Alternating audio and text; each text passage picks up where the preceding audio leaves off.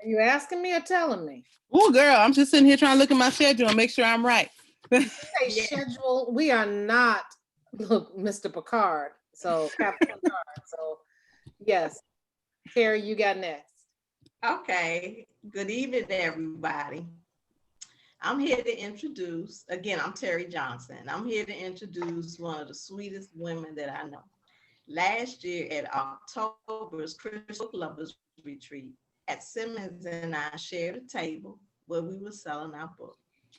And she was gracious enough to recommend my debut novel, this newbie's debut novel. You know, when people came over to get books from the Pat Simmons, she said, and you should purchase her book too. And they did. And I was so appreciative of that. And I just wanted to say publicly today, thank you, Pat, for that. That was just so thoughtful, so nice. And that's something that I've never forgotten. We laughed, we had fun at that table.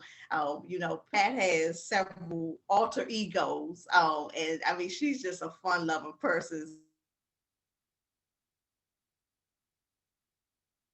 Uh-oh. Sound like she froze a little bit. Terry, you with us? Okay, so let me tell you a little bit about Pat. Lisa, are you there? I need you to unmute and hop in real quick. Oh, heck yeah, I'm here. Yes, yes. Let me introduce you, and then you and I are going to just chat before you start your reading. Is that okay? Okay. Terry, you're fading. Pat Simmons. Terry, can you hear me? Yes, yes. You faded out and you froze. So I don't know where you're sitting or where your connection is, but we need to make sure you're tight because you don't want to freeze in the middle of it. So, but that's what just happened. So I had Lisa to jump in. I'm going to have Lisa to say one little thing and then let you jump back in, okay? Okay. What I'm going to say is I knew Miss Pat Simmons from the beginning, from our first romance slam jam in Durham, North Carolina, and we have been friends ever since. That's my sister girl. I call her crazy, and y'all know why, so I'm just going to say that. But yes, Pat is the one who kind of got me into my first book deal with her. And as anybody knows with Pat, she is very gracious. She pays it forward in spades. And she's just an all-around wonderful, crazy, fun-loving woman of God. And so I am just thrilled to call her my buddy. Okay. Can you hear me now before I do the introduction? We can hear you. Okay, awesome. Pat Simmons is a multi-published Christian romance author with more than 35 titles. She is a self-proclaimed genealogy sleuth who is passionate about researching her ancestors, then casting starring roles in her novels. She is a 3-time recipient of the Romance Slam Jam Emma Rogers Award for the Best Inspirational Romance. Pat describes the evidence of the gift of the Holy Ghost as a life-altering experience. She has worked in various positions in radio, television, and print media for more than 20 years. So I introduce to some and present to others, Miss Pat Simmons. How are you this evening? Hi, Terry. I am well. How are you? It's good to see you, my table partner. Yes, yes. We had a good time too. We had a good time, and I so much appreciated you. Oh, it was my honor. It was my honor because you're an award winner too. So there you go. We shared the table, and then my crazy friend, I don't know, Lisa over there. So I'm just happy. I'm thankful for the opportunity. So am I going to read first, or what do you want me to do? You scheduled for a reading. So okay. Yeah. Okay. This is out of my recent release. So I'm going to put on my trifolds, not bifolds, but trifolds, so I can read this. This is out of chapter 12. And so let me just set up the scene real quick. 2 girlfriends are having lunch, and she's got to get dressed to meet the family. A few weeks later, while Rachel ate lunch at her desk, she confided in Jackie on the telephone. I don't know about the whole meeting the family thing. I'm not sure where this is going. From what you told me, it's a casual dinner with his brother and sister-in-law. That is totally different from meeting his parents. Rachel, family is family. I don't care if it's a grandmother or godmother, she said before reaching for a bottle of water. Jackie laughed. Sounds like Nicholas has you discombobulated. Rachel rolled her eyes. I know, right? But there's something about him that I don't want to disappoint, if that makes sense. She kept her voice low to avoid prying eyes or ear hustling, as my son says in the office. Yeah, it makes a lot of sense, Jackie paused. I believe you have finally met your equal.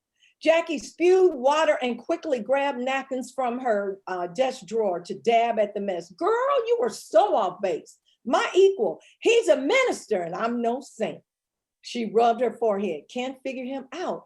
I asked him why he hasn't invited me to church. I mean, isn't that what you would expect from a minister, right? You got a point. So what did he say? Nicholas answered have been so matter of fact. He told me Aunt Tweet had planted the seed in me and he's here to water it, but God will shower me with whatever I need to grow. Ooh, he's so deep, but I like that, Jackie giggled. No pressure, girl. Actually, he was an open book, and Rachel's mind drifted to a conversation with him about transparency. She hadn't expected such honesty, which made him even more attractive. So, what are some of the flaws of a minister? Rachel had asked in a teasing manner, putting aside work she had brought home. Nicholas didn't seem offended. You don't need me to answer that. There's breaking news whenever one of them acts contrary to how he should. I can only answer for Nicholas Adams.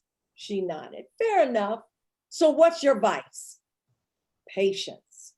I find myself lacking it at times, he admitted. I would have never guessed that. I've never met a man more patient than you. And I admire that, he grunted. My patience was running thin, waiting for you to call. And you see how that turned out, they chuckled together. Then he prompted her, your turn, Miss Nicely. You probably won't believe me. Test me. I'm not as confident as I appeared to be, Rachel confessed. And surprisingly, he didn't respond as she had expected he would, saying he didn't believe her. He accepted that she had been honest with him. That conversation had stayed with her, and by the time she ended the call with her best friend, Rachel had made up her mind to accept Nicholas' invitation. She felt she could take him at face value. Saturday afternoon, she was in a fashion dilemma, and her sisters on Skype, and she had her sisters on Skype asking them what she should wear.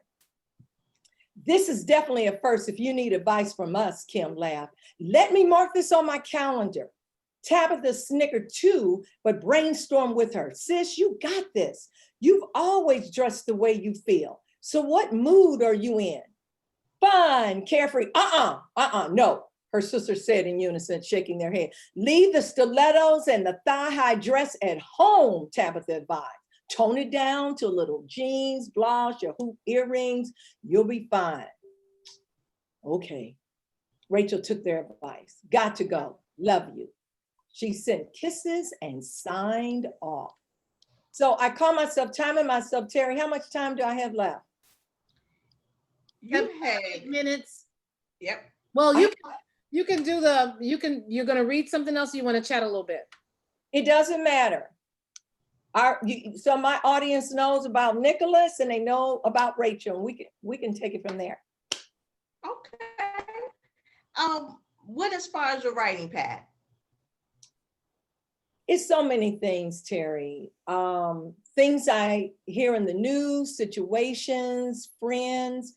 You know, as an author, anything can trigger a story for us. And in this particular story, as part of my Family is Forever series, and as my dear friend Lisa knows, I had my grandmother for years and years and years, and I was her caregiver. And so in this particular situation, I decided to flip the script. if we've been in a situation where we have taken care of someone that needed a caregiver, what happens after they transition? How do we put our life back together? And then what happens when we find ourselves needing a caregiver? And so that's what this story is all about. And you know, a lot of times caregivers don't take the time to realize that they need care as well.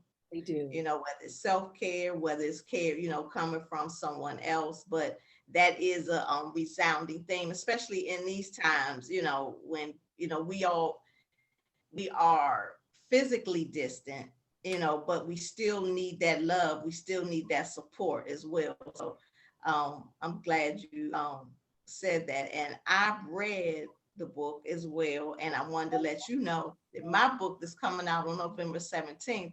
My heroine's name is Rachel as well. So Okay. I want to know that, yeah. Send me a link. Send me a link so I can make sure I don't forget about it. Okay. I will do that. Yeah. Do that. And I was going to ask, do you have any advice for aspiring authors? Oh, you know, how much time we got? The best thing for aspiring authors is to read good books and bad books, because you can critique yourself by reading books that aren't up to par so that you won't make the same mistakes. Before the pandemic, my thing was go to conferences, go to conferences. That's how I met Lisa at a conference. That's how I got an agent at a conference. But now the virtual tours are the ones that try to do them. I mean, try to go anywhere and everywhere. But you have to network. You have to network. As you know, we hadn't met before until we shared our table. And as authors, we have to become fast friends. You know, we have to look out for each other. You know, it's not always about buy my book, buy my book. Let me see how I can help you buy your book, sell your book. So yeah, we have to look out for each other. I just want to let you know that Vanessa Miller Pierce is here. She wanted to make sure that you knew that she was here to support you. She's going to be on, I think, tomorrow or Sunday. Yeah. Be part of it as well. So she wanted to make sure. She's not on screen because she doesn't have her video on. So, but she wanted to make doubly sure that I told you that she was here for you. That is my friend. We have car key issues. She'll know what that's about. But yeah. Okay, she can tell us that tomorrow. That's fine. Yeah. She probably won't want to tell you that part, but that's okay. That's my friend. Thank you, Nessa. Thank you. Yes, and you know, we'll see each other in a few weeks at the Christian Lovers Book Club retreat. So we will see each other in a few weeks. So we'll just have more fun together in a few weeks as well. Probably my last question is, it sounds like the current affairs affect your writing. Is that a good thing? Is that true? Yeah, I think it is. I worked in television for 10 years and radio for 10, 15 years. And there's never enough time to cover a story. If you look at television news, a reporter has a minute and a half, and that's pushing it to tell a story. But what happens after that minute and a half? So what I like to do is to expound on that. I mean, some of my favorite books are dealing with stories that I think readers need to know. Right, right. And how many books do you have, Pat? How many books have you read? Girl, my readers tell me I had to actually count. I think I have 38 titles, but I think I have 18 novels, 20 novellas, something like that. Because I actually had to tell someone, I don't know. And you put out a Christmas one. Do you actually do a Christmas one every year? Damn, so glad you asked. Right. Right. Okay. You want to just, I mean, because you do have a few minutes left. You want to tell us a little about that, or give us a little? Well, this is Christmas dinner. And God inspired me to write this book Lisa's cracking up. 2 years ago, I had the title, but I had no idea what the story was, except they were going to eat Christmas dinner. But this is a story about people that Christmas may not always be a good time of the year. I like to write about realistic things. So Christmas dinner is anything can happen around the dinner table. So you just happen to ask, and I just happen to have. I'm just That's right. Yeah. Yeah. Yeah. I know.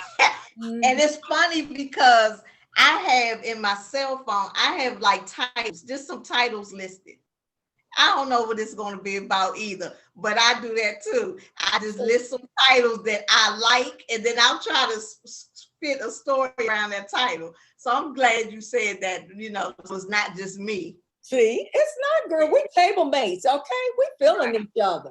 Right. But you better make sure you let me know when your book drops so I can make sure I get it. Absolutely. I will. Absolutely. And we'll mention it on our Fun Friday too.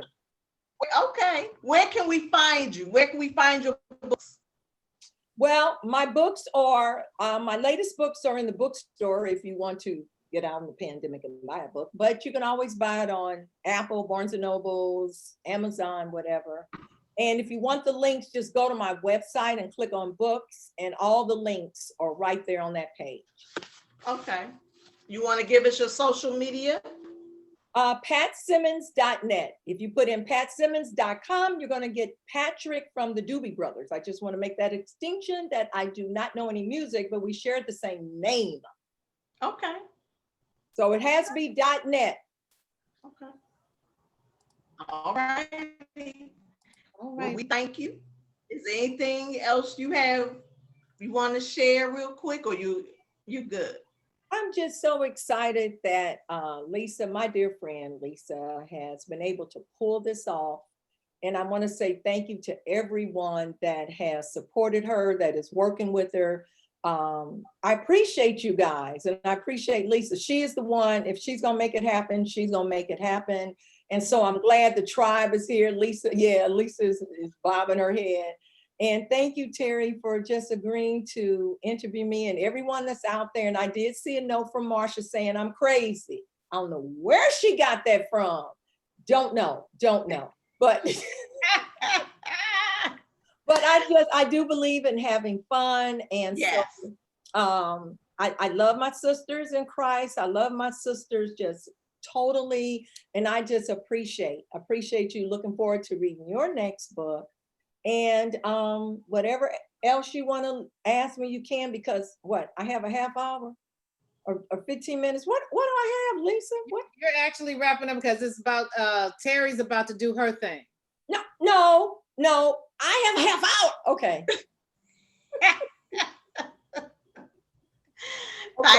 Thank you. I'm giving you that Kamala Harris look. Oh, I'm speaking. Oh, I love her. Oh my God, when she said, I'm speaking, Kay, I was done. I said, I don't care what her ethnicity is. That was sister all the way up and down, from her expressions, her body language. I'm saying she been around sisters so much. But did you see what her uncle said? No. Her uncle said he felt sorry for Pence. Because yeah. That was she did what she needed to do. She did. Indeed. So now we're going to bring Terri on to do her thing. Are you going to do a reading, or you want us to throw some questions at you? Can I stay and listen to Terri? Okay, yeah. I'll do reading, and then if I still have some time, if it's okay to throw some questions. Okay. All right, well, everyone, I'm Terri Johnson, and I bring you greetings all the way from where? The nation's capital, Washington, D.C. From Greater Missionary Baptist Church. I'm expecting that in. You got to do that right. From Washington, D.C.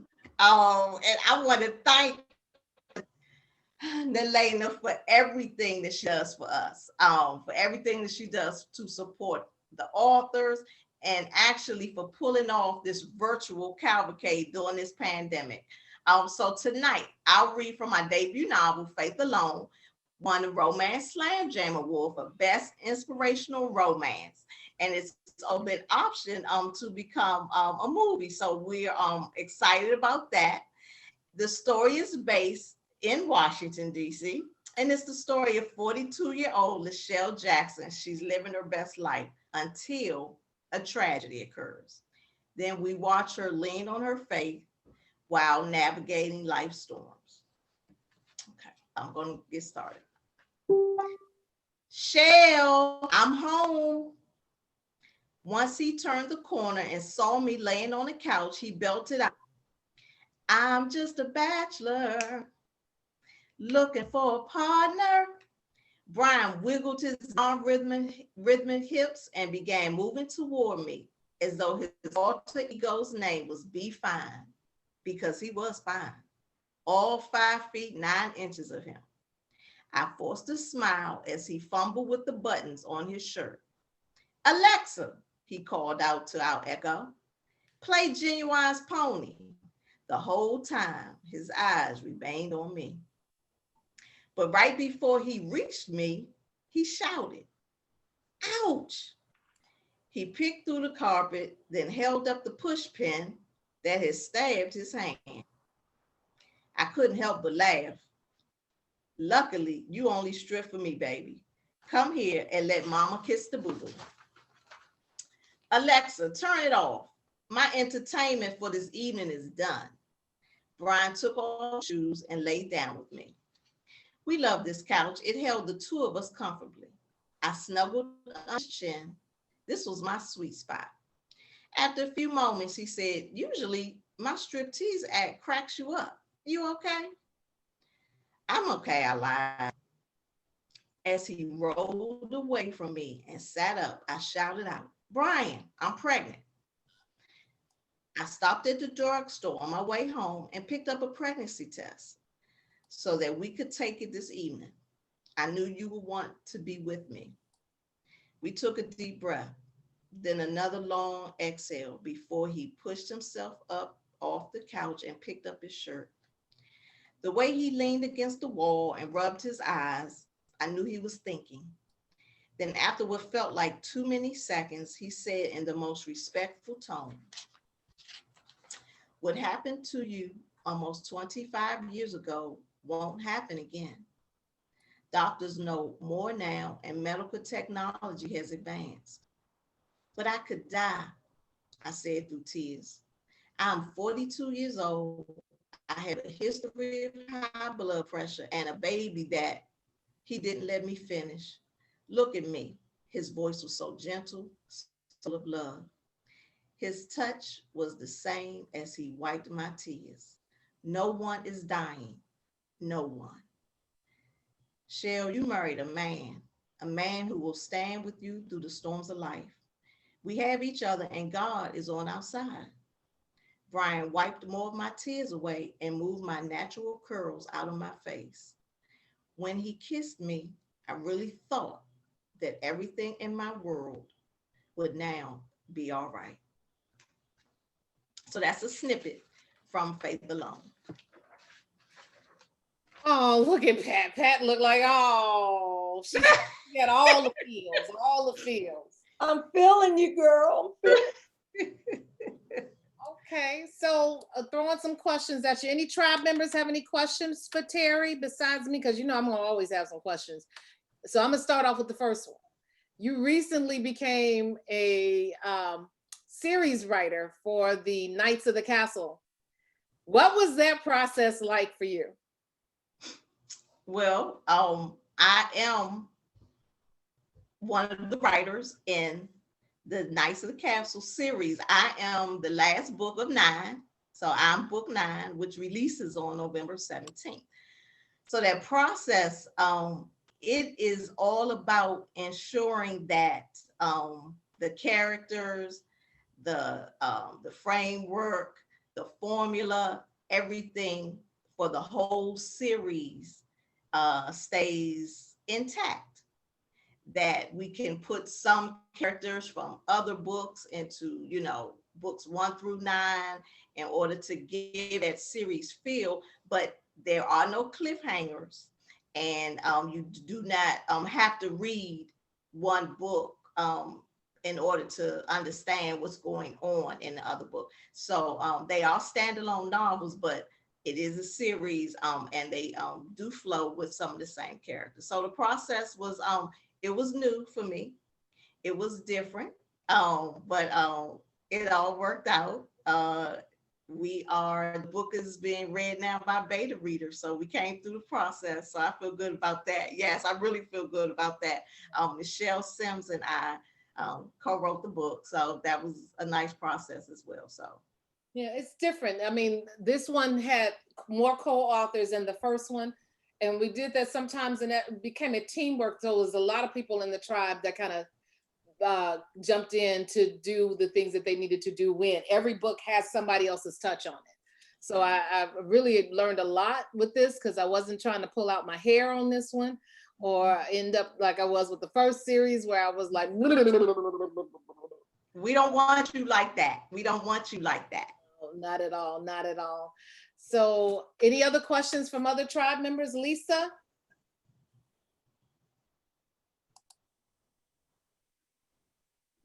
You're unmuted now. Hi. Hey. Sorry about that. That's okay. So what's one of the things that kind of kickstarts your thought process or your writing process when you're sitting down trying to come up with a new novel? What I do think about things that have happened actually in real life and just put that on steroids times 10, you know. So even with Faith Alone, I know someone who has had the same illness that my character has. So I took that and just kind of made it, like you say, put it on steroids times 10. So it's like actually a what if, you know, what would happen if? Again, I get thoughts any old time, TV shows, overhearing conversations. It could be in the grocery store, it could be in the Starbucks, it could be anywhere. You know, at my son's school, you know, just overhearing people talk. Just say, and just putting another, you know, layer on it and just blowing it up. Right. What's one thing that your readers don't know about you? They probably don't know that I actually wanted to be a journalist. So I think that's where the writing comes from. But I took a journalism class in college, but then, you know, the parental units, you know, finance, business, da-da-da. So, you know, you kind of sometimes follow what the parental units say, especially when they're paying. So, you know, that's probably one thing they don't know about me, that I actually have always wanted to write. Like someone said earlier, life sometimes gets in the way. So doing everything else, but then it just keeps tugging, you know, just keeps tugging at you. And I remember somebody specifically saying to me, you don't want to be 80 years old saying, I'm going to write a book. You know, so that's kind of like, oh gosh, let me go ahead and start getting this done. So I think that was one thing that made me say, go ahead and start doing it now. But also my son, I think I wanted him to be able to see his mom, you know, doing something that she really wanted to do, setting a goal and accomplishing that goal. So I think having him, you know, adopting my son gave me that extra push as well. So he could see, you know, how someone can really get something done that they really want to get done. Right. So I know a lot of authors on here probably can attest to this when there are instances where, say, for instance, one of your characters decides that, you know, they kind of want to, you know, monopolize your time, or they kind of run amok with the story or try to run amok.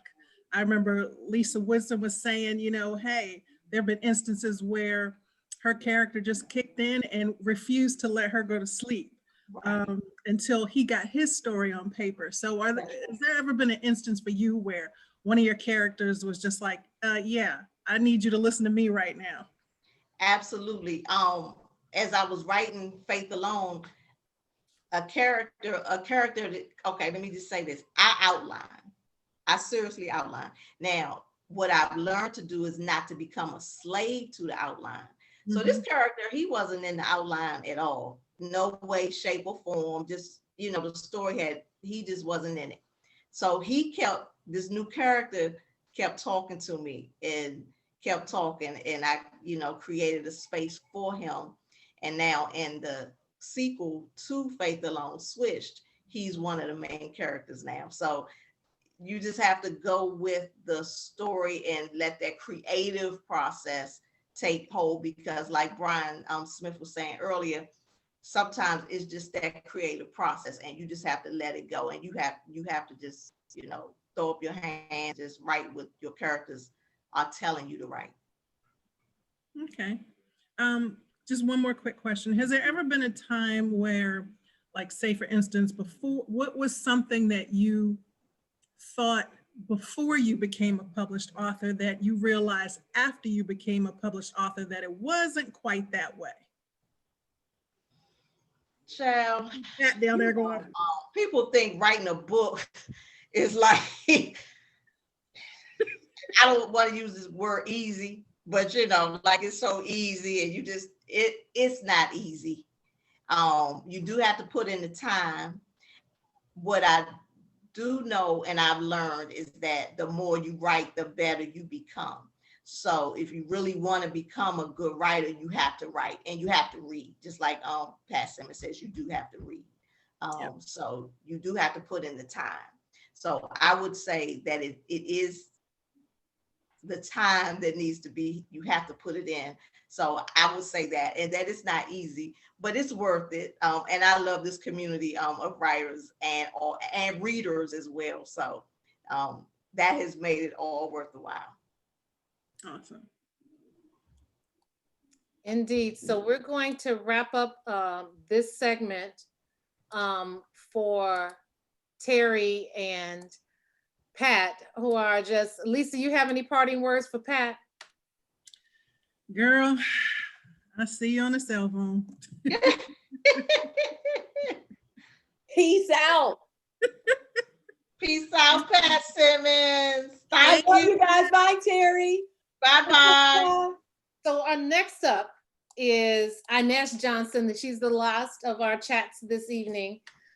She is a lover of fairy tales, folklore, and mythologies. Ines Johnson spends her days reimagining the stories of old in a modern world. She writes books where damsels cause the distress. Princesses wield swords and moms save the world.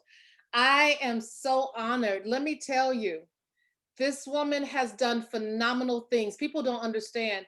You know, we look to when people get to make it to a major house that they've made it, you know, big. This woman has, over the last 4 years, she has studied the market. She has done the K-lytics and everything that's possible to understand the science and the business of writing a book. Not only can she write a book, she knows how to make the business end of it work. So she's making the kind of money that, let me tell you that, I hate to say stripper pole money, but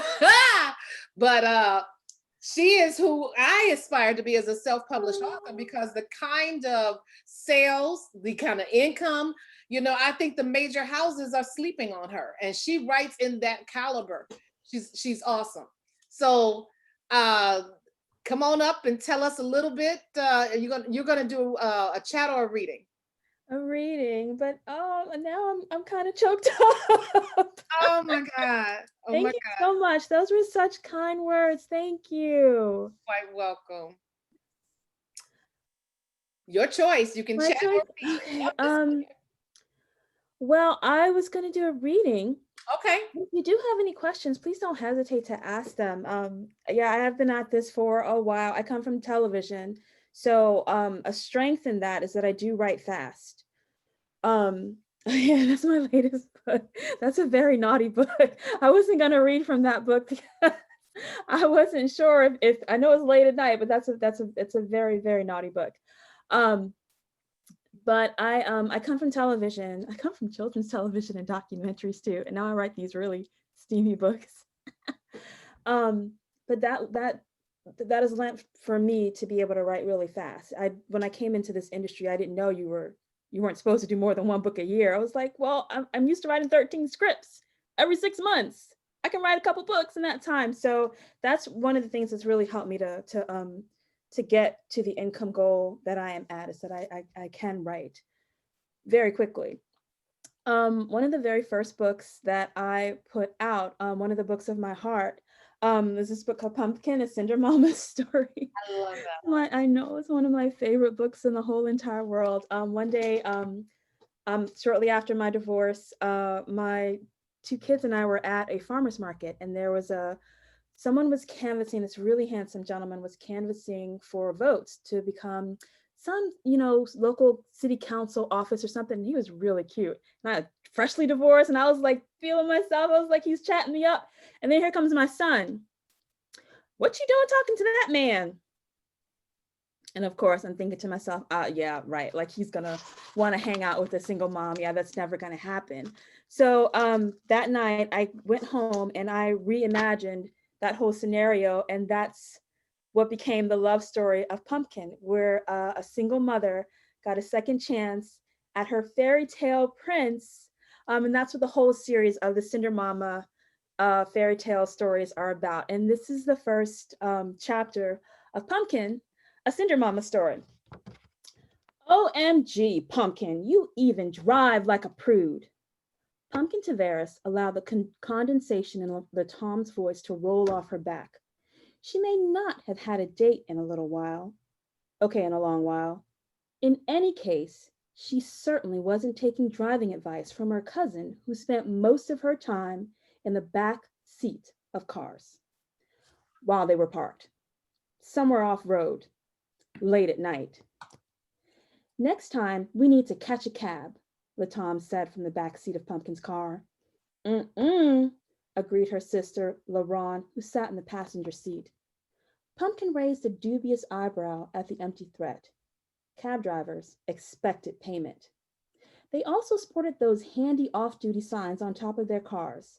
Not that her cousins would pay any attention to a come back later or close for the day sign on her car. In their minds, Pumpkin existed as their personal chauffeur. I could drive better than this, LaRon drummed her fingers on the dashboard. I should have gotten my license. Me too, Latom piped in from behind her sister.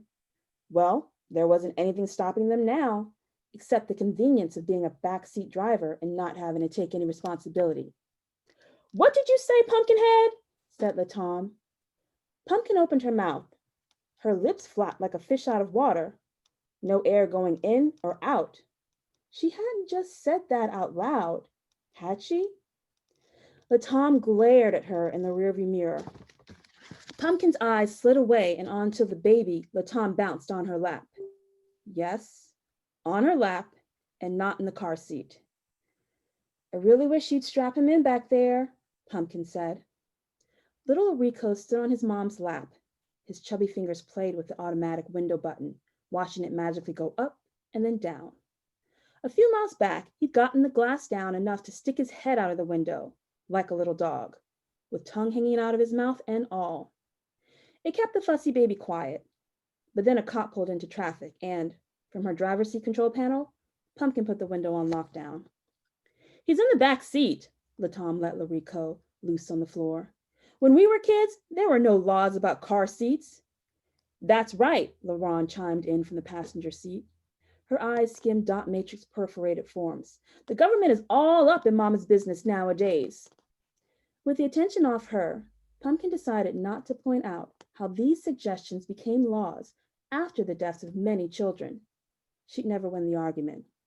Neither Latom nor LaRon had gone to law school, but they both knew the system inside and out.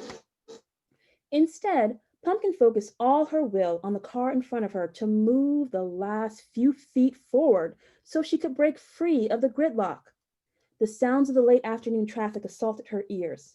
The impatient bursts from the expensive new model cars, the wheezing grunts of the hoopty mufflers, the squealing of brakes protesting the snail's pace of Friday rush hour in St. Anne's Parish, Louisiana. And then it appeared out of nowhere. like a horse, a white horse with flaxen mane and tail, leaping over an agitated mass of trolls, like a villain appearing in a cloud of magic to deliver a devastating blow to the budding happily ever after. Pumpkin couldn't be sure which role the white Ford Mustang with gold trim played as it charged through traffic. Its front wheels left the road for a split second. Its tailpipe breathed a sigh of exhaust as it seized a hold in the bumper-to-bumper traffic and escaped off the exit ramp, like magic. The next moment, the highway seized up again. The horn behind Pumpkin blared, demanding she move a few feet forward to get them all closer to nowhere. Pumpkin's little orange beetle obliged, knowing it could never achieve such a feat as leaving the asphalt on its 4 small tires, or swerving its round frame across the double yellow divide. Pumpkin stayed in her lane and inched forward along with the rest of the rabble. A quarter of an hour later, the lane opened up and they reached their destination. Pumpkin pulled up to the front entrance of St. Anne's Department of Family and Child Services. Just drop us off here, Pumpkin. Laron's hand was already on the door. That food stamp line always takes long with all these old folks and cripples. Pumpkin stared straight ahead and gave an internal shake of her head. She wouldn't put it past her cousins to fake a disability to gain an advantage. It took a few seconds for Pumpkin to register the silence. She turned to look over at where LaRon and Latom stood outside her car. 2 pairs of the darkest brown, nearly black eyes glared at her. Crap. She'd spoken her mind out loud again. Early in life, Pumpkin instinctively developed an internal filter to use when dealing with her cousins and their triflingness. It worked thusly. Mouth stayed shut, head might nod, or non-committal grunt might sound from the back of her throat in response to any foolishness they said or did. But never did her true feelings travel from her head to her mouth. This morning, the filter appeared in good working condition when LaRon called and guilted Pumpkin into interrupting her schedule and driving them here. Pumpkin tried to cover her verbal slip by nodding in appeasement, but then her mouth flew open. Do you two ever worry that you feed into the negative stereotypes of single moms? What do you mean negative? They said in unison. Well, both of you are able-bodied, educated women. Why not get a job? Pumpkin's hand flew to her mouth. No one more shocked than she was by its masochistic defiance. We have a job. We're stay-at-home moms. Are you saying that's not a job, Pumpkinhead? Because it's a full-time job, and we deserve to get paid for our time. I thought you were a feminist, Pumpkin. It is. I am. Pumpkin wasn't sure which question she was answering. Since their youth, the two of them had a way of firing more than one at a time, so that Pumpkin didn't know who was speaking nor to whom she was answering. It's just that both of you get child support from your baby's daddies. 6 children, 5 daddies. That's another story. It's enough money for food, too. Don't you worry you're cheating someone else who may need it more? Who says we don't need it? Latom threw a baby blanket over her Dolce top before settling Larico on her shoulder.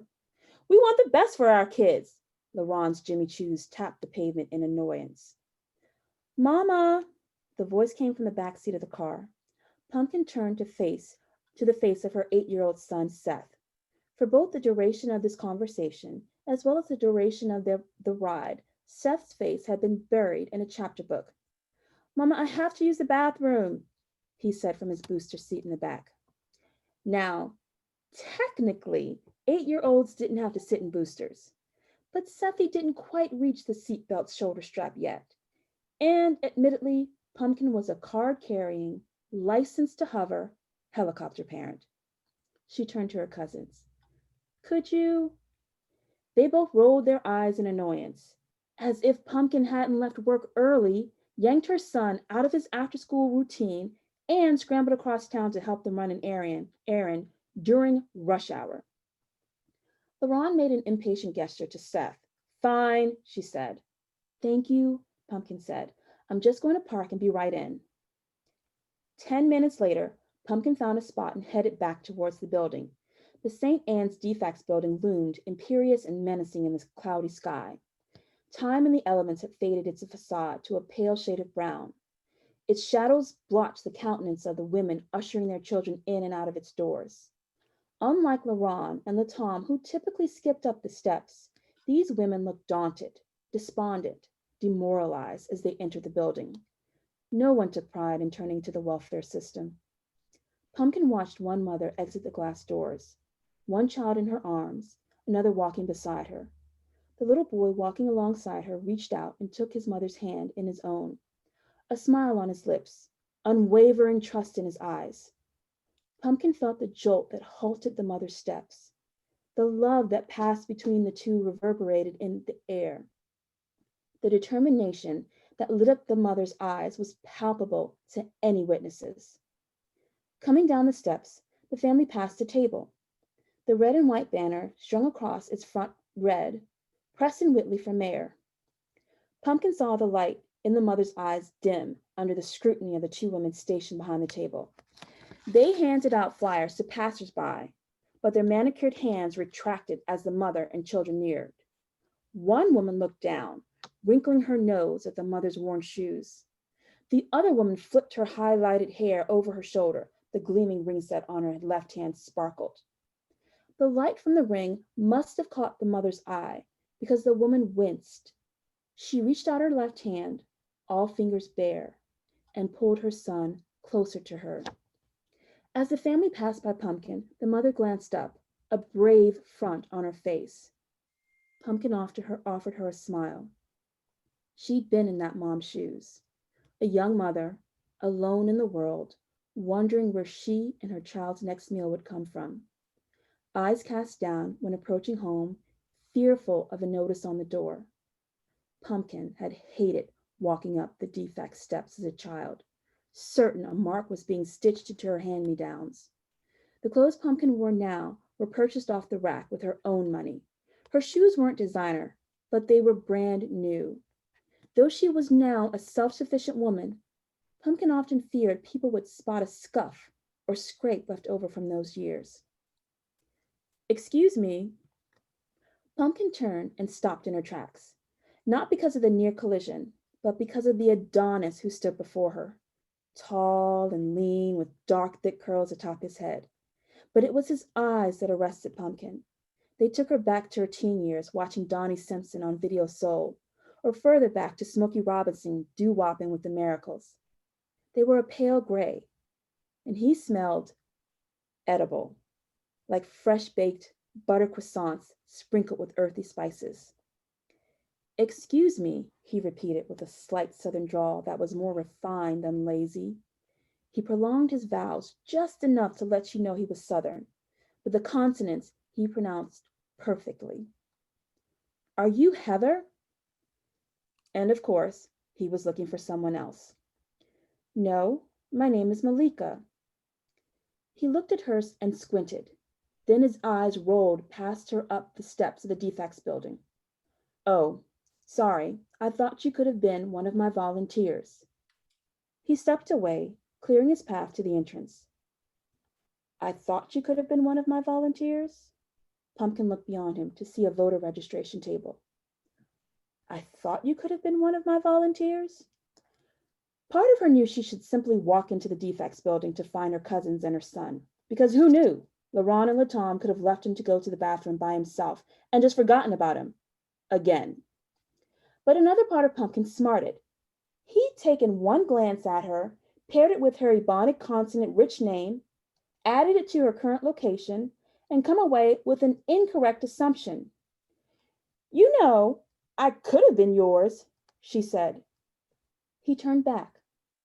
"Mine? I mean, I have done something like this before." "Something? With me?" "No, I've never met you before." He opened his mouth to speak, thought better of it, then started again. "What exactly are we talking about?" This was not going the way she'd planned. But what exactly had she planned when she opened her mouth? Her filter malfunction needed to be repaired soon. Pumpkin took a deep breath, clearly aware of his smoky eyes watching her with, was that wariness or amusement? Growing up in her family, she had trouble deciphering the two. "I mean, I have been a volunteer. I've done a voter registration drive before. Having cleared up that misjudgment, Pumpkin assumed the conversation was over. Only, he looked doubtful at her proclamation. Pumpkin gave her internal filter a kick. In response, it sputtered. I organized it, actually. Pumpkin gave it a mental shove to keep quiet. And then, it was very successful, actually. Where? What? Where did the drive you organized successfully take place? Oh, she said, at my college, my school, university, actually, Louisiana State University. I know LSU, he grinned. Good. Grinning meant amused. He had a nice grin, smoky eyes, straight, white teeth, plump lips that stretched wide, maybe a little too wide, almost Big Bad Wolf wide. Well, she said, there's a community college with the name Louisiana, so. You have a problem with community colleges? No, I just wanted to make sure you knew which one I meant. And speaking of making sure you knew. Did I go too long? I did. Okay. You get a little bit over your time, but that's okay. You know, because it's really late on the East Coast or whatever.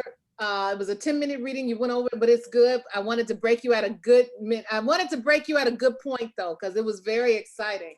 I'm sorry. Well, thank you. No problem. But what I want everybody to get some time to do is to hurry up and go. I put the link in here of the board we're going to play really fast. This won't take long at all because I want to give away some books. Inez, thank you for being with us tonight. And I hope you're going to come back when we do another one. So here's how it goes, people. I'm going to drop in, give people some time to go. It's here. I'm going to drop it in the chat, the bingo board. You click on it and I'll give you all the directions from there. Control V, paste it there. We're going to do Terry's board first. If you can't see it in the chat, I do have it on my Facebook fan page. I do have it on my personal Facebook page. I do have it on my on the Literary Cafe fan Facebook page. So go get the board, click on it so we can start, and I'll be doing the call letters. So I'm going to give people a few minutes and I'm going to wrap up with everybody here. Sierra, thank you so much for being with us tonight. I know you've got a role. We're not going to be here long. So this is the first time I've done this, so I kind of get a feel. I forget that we have East Coast as well. So Michelle says she's still here, so I'm going to bring her back on as long as she's on the screen. Let me find her. So all the attendees, please go, our guests, go and get your board and put it up on the screen, because once you do it, once you have it on the screen, all you have to do is double tap. Once we call out a particular author, a particular book, I'm giving away, Mary Monroe sent 7 cases of books. So I want to give away physical books. So the winner, when you get bingo, you put bingo there and you put all you have to do is click on the board and it'll have an icon where you can copy your board so we can see it. So that being said, everybody, let me go get Michelle and bring her back on the screen. Any other tribe member wants to come up? Michelle Rayford. Let me move her back to panelists. Okay, so there's that. Anita says she wants to come back on. Anita Roseborough. We're only going to do book bingo very fast tonight. And then we are going to do the other games tomorrow. We got One Gotta Go and Library Card Revoked. So Anita, I need to see you on screen. Okay, so everybody, once you have your boards, please type a message in the chat that says, I have my board, I have mine, or got it, or something to let me know that everybody has, okay, Deborah has her, whoa, I got it. Okay, I have a board, okay. Well, all right then. Everybody's ready. So this is Terri Johnson's board. I'm going to do the call numbers. Okay, Terri, you have to unmute. Let me ask everybody here.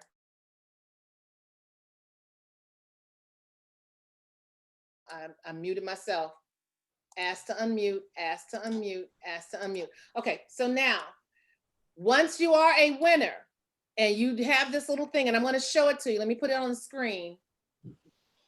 Let me say where it generates the card. Okay, hold on. View cards.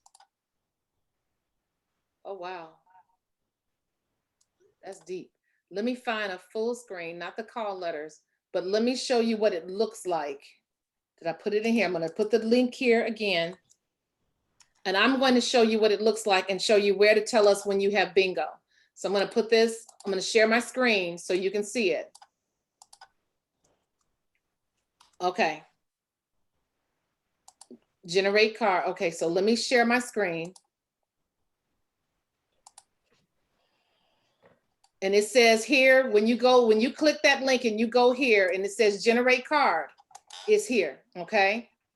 When you win, you make sure you type in the chat, bingo, and then you copy this right here. Let me make this smaller so you can see it. There's this little 3 boxes here. You click here, you copy this. This will give us to look what your board looks like. It comes from here. You click here, you copy it, you paste that and the words bingo in the chat room, and we will see it and we can check your board. So everybody has it. Let me say it one more again, as they say one more again. Right here, you click here, these 3 lines that gives you this here. You click on the number, the £, and the number, that's your card, that's your unique card. You click on that, it copies it, that number, to your clipboard, and you drop that in the chat along with the words bingo to let us know that you have bingo, okay? All right, so let me clear out of this. And I might as well still keep sharing. Terry, since this is your board, okay. Let me share the screen, get the call numbers up right now. Call list. Lisa, you can start us off if you don't mind. Oh, well, thank you. Please, please. Can you all see that big picture there? Mhm. Okay, so this is Terry. You want to start us off? Okay, you want me to start off? This is Lady of Jeffrey Manor. This is the 4th book in the Knights of the Castle series. I'm going to try to go at a decent pace. All you have to do on your board is click it or double tap it if you're on your iPad or whatever. That is how you can mark your X. Okay, you guys can play along too so they can see it. Okay, so there, go ahead, Terry, tell us. Okay, so Knight of Birmingham. It is. Yeah, you're breaking up, baby. You're breaking up. You're breaking up. By Lord Hayes and Knight of the Castle. Okay, then can you do it? Okay, can you do it, please? I'm sorry. Let me get off the game. Let me stop recording.